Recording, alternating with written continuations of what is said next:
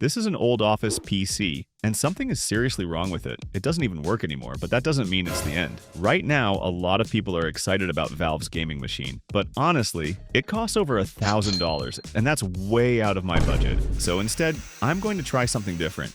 What if I turn this broken office PC into a Steam machine for just 300 bucks? But first, let's figure out what's wrong with it and see if it can even be saved. So let's talk about this system for a bit. This is a pre-built office PC from HP, model HP600G1. It has a compact design, and the first thing that came to my mind was placing it next to a TV, kind of like a console setup. But when I opened it up, there was basically nothing inside, just the PSU and the motherboard. I actually bought this machine a long time ago, and I don't even remember its condition anymore. So before doing anything, I needed to quickly check if any of the components were still usable. I started by installing a CPU and RAM into the board and tried to power it on.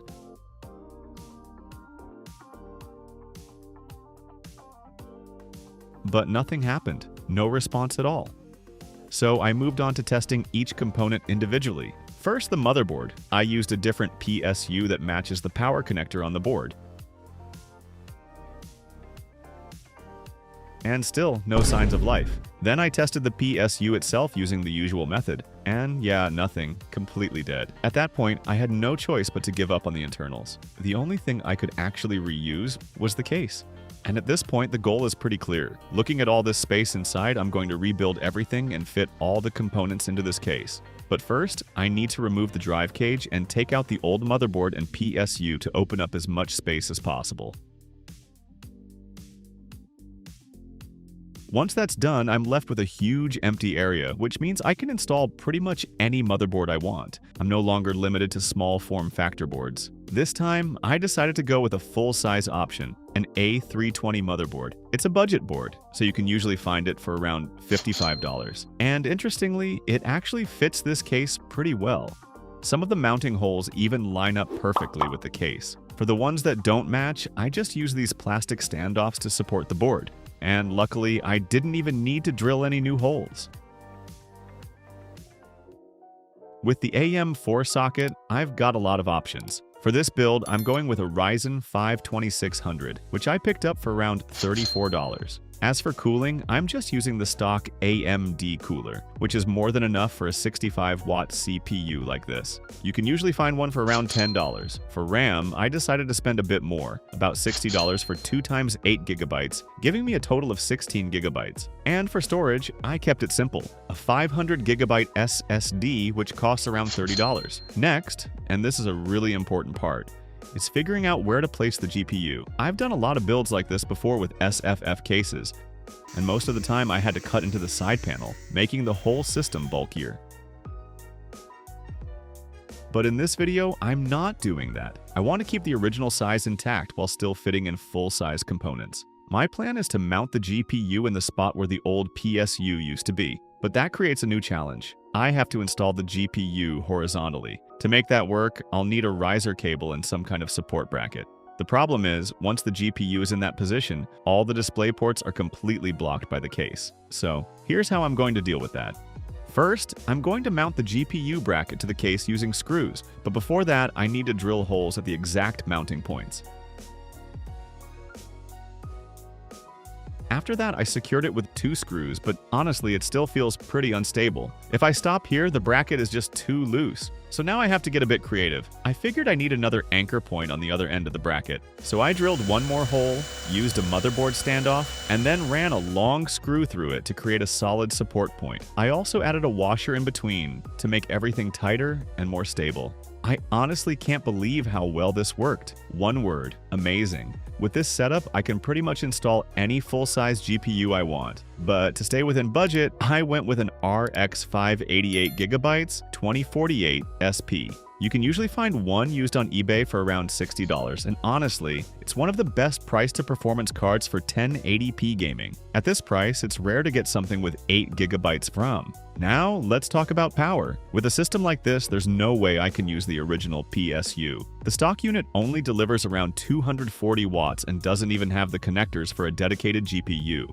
So I had to go with something stronger, but still compact. That's where an SFX PSU comes in. I've got a 600 watt unit that I picked up for about $60. Not cheap, but it gets the job done. The problem is the original spot is now taken by the GPU, so I had to find a new place to mount the PSU. I decided to position it right here, but then I ran into another issue, the power cable. It's just too far away to plug in normally. So yeah, time to get creative again. I took a standard power cable, measured the length I needed, and cut off the excess. Then I grabbed an IECC13 connector from another old power supply, cut a hole in the case to fit it,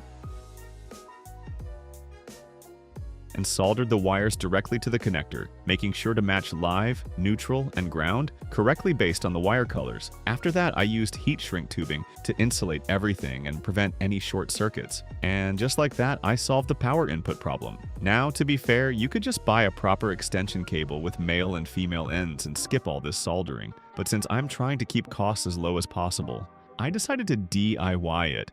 To secure the PSU, I didn't really have many options, so I ended up using double-sided tape to hold it in place. It's not the most solid solution, but honestly, it's the best I can do in this situation. Next, I realized the GPU display ports were being blocked by the case, so I had to cut out another section to make room.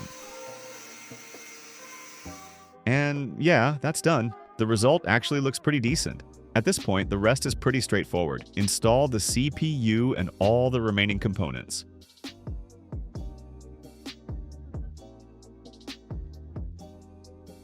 Looking at the inside now, I honestly didn't expect it to fit this well. It almost looks like a properly engineered system, not something put together by someone like me just experimenting.